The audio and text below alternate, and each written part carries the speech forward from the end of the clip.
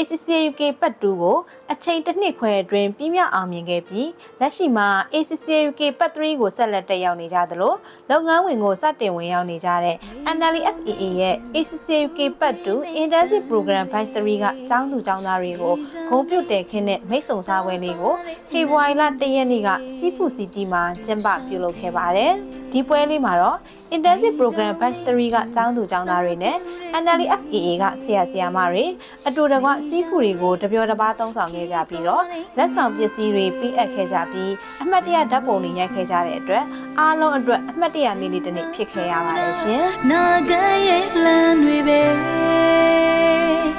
ဒီအိုရီတွေ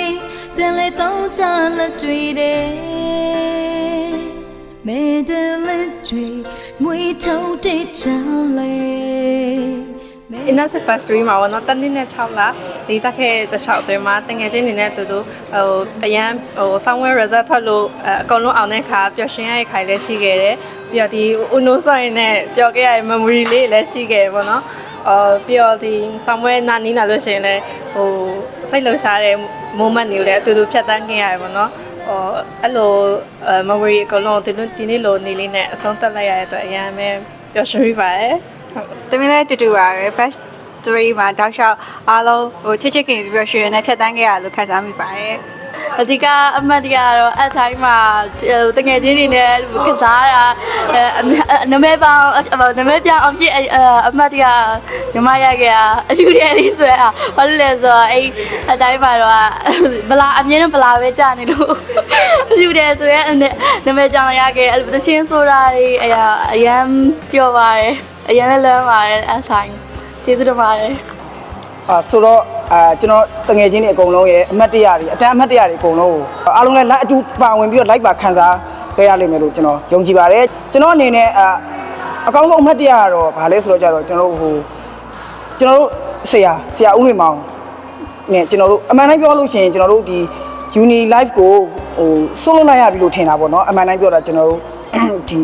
တငယ်ချင်းတွေအကုန်လုံးဒါပေမဲ့လို့ကျွန်တော်တို့အကြောင်းကလောက်ထားတဲ့ program structure ရဲ့ဒီပြည့်စုံမှုပေါ့နော်အထိုင်းတွေလည်းပါတယ်တခြား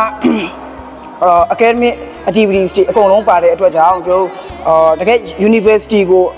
မတက်ခဲ့ရပါမယ်လို့တကယ်လူငယ်ဘဝရဲ့ uni life တွေကို university student life တွေကိုအပြည့်အဝခံစားခဲ့ရပါတယ်အဲ့အတွက်ကြောင့်ဆရာဦးနေလင်းအောင်ရဲ့အကြောင်းကဆရာဆရာမတွေရောဝန်ထမ်းတွေအကုန်လုံးကိုအထူးသဖြင့်တော့ဆရာဦးလွင်မောင်ကျေးဇူးအများကြီးတင်ပါတယ်ခင်ဗျာဟုတ်ကဲ့ပြီးတဲ့ခါကျတော့ကျွန်တော်တို့အမှတ်တရလေးကတော့ကျွန်တော်တို့အတန်းအများတန်းတငယ်ချင်းတွေမွေးနေ့တစ်ခုရှိတိုင်းအများတန်း treat လုပ်ပြီးတော့ပျော်ပျော်ပါးဖြတ်သန်းနေရှိတယ်ပေါ့နော်အဲ့တော့အတန်းထဲမှာလည်းအမွေးနေ့ကအနည်းဆုံးတစ်လောက်တစ်ယောက်နှစ်ယောက်ကတော့ရှိနေတော့ကြတော့ပျော်ဝှရှင်ပွဲတွေကလည်းမပြောင်းဘူးပေါ့ဗျာ